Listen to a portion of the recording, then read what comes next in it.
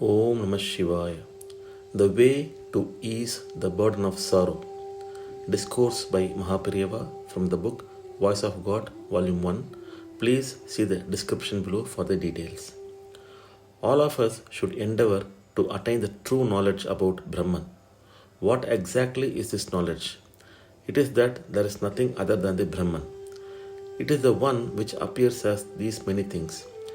If the mind is continuously after these several appearances, sorrow, inequality between high and the low, and resultant problems will keep coming up. If the mind is turned away from these several appearances and begins to know the one thing which is the cause of all these, thoughts will not wander about and there will be cessation of worries. When there is only one thing, where is the scope for sorrow or inequality?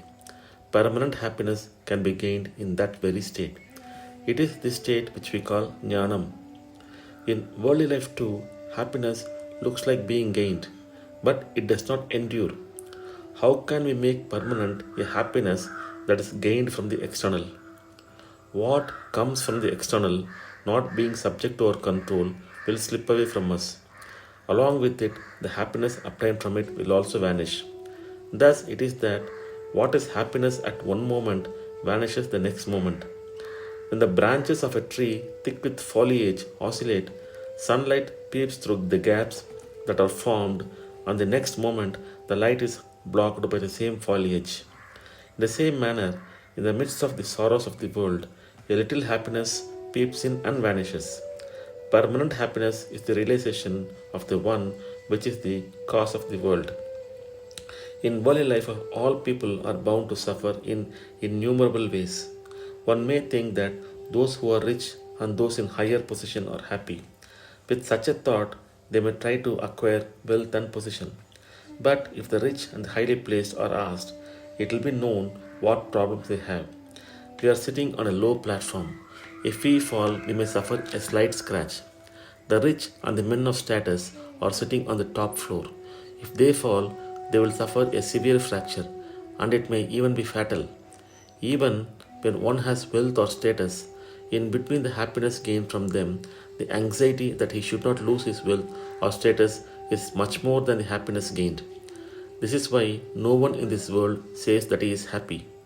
One who thinks that he is the most intelligent, most honest, most beautiful, etc., also thinks that he has the most suffering. Sorrow is born with us. By our deeds in the previous birth, Purva Karma, we had already sown the seeds for these sorrows. There is no escape from this. But there is a way to bear the sorrows resulting from the deeds of previous birth and remain peaceful. There is a way to avoid accumulating a fresh load of karmas and paving the way for sorrow in the future.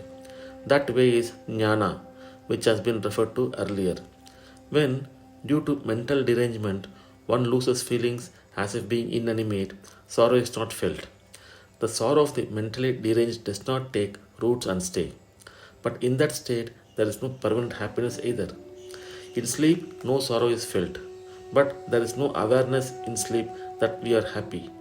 It is only the jnani who is always awake and permanently happy. Not that his body will not experience discomfort, but in his mind there will be no sorrow. The external discomfort does not affect his inner being. When we draw water from a well, we do not feel the load of the pot filled with water as long as it is under the water. But when the pot comes to the surface of the well water, the weight of the pot is felt. Huge trees which cannot be moved used to be only moved by the force of flood water. In the same way, we should immerse all our sorrows in the water that is jnana. Even then, the cause of sorrow will remain, but like the pot, which when pulled through the water is light, the sorrow will become very light. Om Namah Shivaya. In the next post, we will see the discourse by MahaPeriyava on the topic Yogi. Om Namah Shivaya. Hara Hara Shankara Jai Jai Shankara. Kanchi Shankara Kamakoti Shankara.